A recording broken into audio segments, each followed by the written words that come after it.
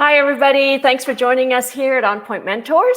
I'm Celia Waterhouse, and today we have one of our mentors, Rene, and she is a yoga and a meditation teacher. Not only is she that, but she's actually the teacher's teacher. So if you want to become an instructor, she's the one to go to. So Jen, welcome. Hi, thanks for having me. I'm excited to be here with you. Thanks, good to see you. Me too. We only have one question for you today. And that question is, the world's chaotic right now, and, the sky is falling, everything's burning, pandemics, this and that. How do you, in your practice of wellness and yoga and meditation, how do you help your clients manage their emotions in this really divisive world and chaotic world we're going through? All right, I'm going to actually have you do it with me. Oh, okay. I'm excited. We're just gonna do it. Did I wear the right clothes? I don't have my yoga outfit. No, we don't have to do yoga. We're not gonna do it. So yoga takes all these different forms and shapes, and you don't actually have to be like bending over or bending backwards to be doing it. So good, because I'm wearing a dress today. It's fine. Okay. All right. I want you to sit tall wherever you are. Okay. Close your eyes. Take a breath in and let out a big sigh. And then tune into the feeling of your feet. Flat on the floor, underneath you, or perhaps you're sitting on them, wherever they are, just feel what's under your feet. The ground, the floor, and then feel your seat, your bottom on your chair, kind of wiggle side to side, and then feel what your sitting bones dropping down, and feel yourself really dropping down. And then bring your hands to your thighs and feel the warmth of your hands on your legs. Feel the weight of your hands on your legs. Feel that connection. Feel your legs connecting down. Feel the space above you. Feel the space opening up. Maybe you feel a natural lengthening of your back, or just yourself lengthening and lifting into the space above you. Feel the space behind you. Feel the space in front of you. Feel the space on your right side. Feel the space on your left side. Feel space all around you. Side to side, front and back, above, and the solid ground beneath you. And now feel your place right in the middle of all of this space.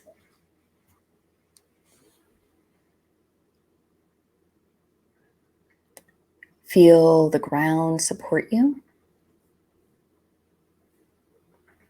Feel that the earth takes everyone in. The earth lets everyone sit on her. And tune into the sense of your own body as it is right now. Your own good body. Tune into the feeling of your breath.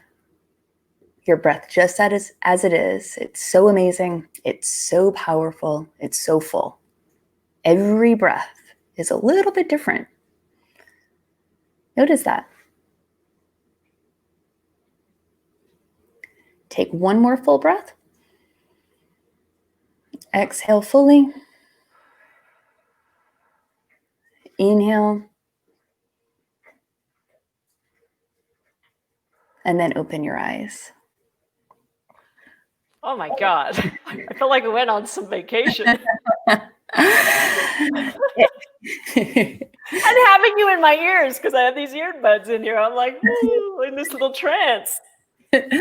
So what I notice with the people I work with, and in myself too, we are pulled in so many directions all day long. Mm-hmm. We are on our devices from the moment we wake up until often the moment we go to bed. Mm-hmm. And we basically live a lifestyle where we often ignore our bodies. We ignore our breath. Yeah. Not even ignore it. It's just habituated. We don't notice it. We live in a culture where we don't, where pain is kind of thought of as being bad. And we ignore our emotions, and we often ignore our sensations and tune out and watch Netflix or scroll Instagram, or we all have our little mechanisms that we do to avoid what we're really feeling. Right. But what happens is when we're not paying attention to how we're feeling, or when we aren't paying attention to our breath, we often get lost in our thoughts. And they can take us to so many different places. I mean, that's good in a way, like that can be creativity and brilliant ideas, but it can also be anxiety and stress and living in some horrible scenario that will probably never even play out. Yoga teaches us to pay attention to our body, pay attention to how we move as we move. It teaches us to really embody our body. And most times, more often than not, when we're in the present moment, everything is actually okay. It's when we start to go into our heads too much that we can really start to feel stressed, or we start to feel anxious, or we kind of forget about the magic of our breath and the magic of our body. And our body is a vehicle for us to become more integrated, more awake. And again, like we so often when we feel something in our body, we kind of move away from it.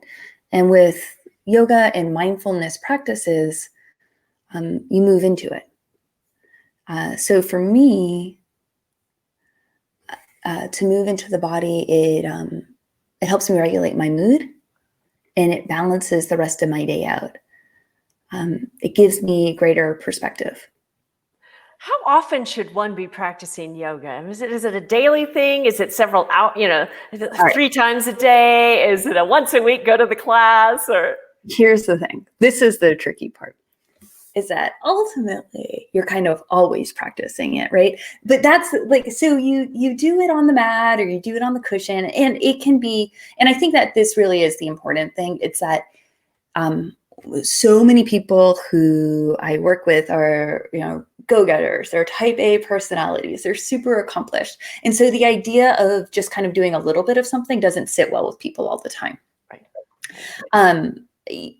Your yoga practice can be whatever you want to make of it. It can be this vigorous 2-hour-long thing that you do every single day, or it can be 10 minutes that you fit in between driving your kids to work or to school and starting your work day. It should support you in your life. Right. And so that's going to look different for everybody. And of course, that means you kind of have to know what to do a little bit. Right. And so if you can go to a studio, awesome. But a lot of people are practicing at home right now. Right. But then eventually the greater purpose is to really kind of wake you up so that you can have these moments of awakening in mindfulness when you're driving. You'd be like, okay, well, I am driving down Broadway right now instead of whatever else you might be thinking about when you're driving, or when you're unloading the dishwasher. It's sort of that, like, I am unloading the dishwasher, or I am washing the dishes and I feel the warm water, or whatever. So basically it's constantly bringing you into these moments of mindfulness. Right. And that in itself is super grounding. Right. Our feet are grounding. That's why even when you just go outside with bare feet for a few minutes, it feels better. Our sitting, our pelvic floors are grounding. And all of these tools in our body, they help bring us into our body, literally ground us, quiet us, calm us. And then it helps to give perspective to all those bigger problems that everyone has, that we all have. Wow. I wish I could start every interview with that 5-minute. So I might just do that, and we'll cut everybody's interview to 5 minutes, because I'll be sitting here closing my eyes, breathing.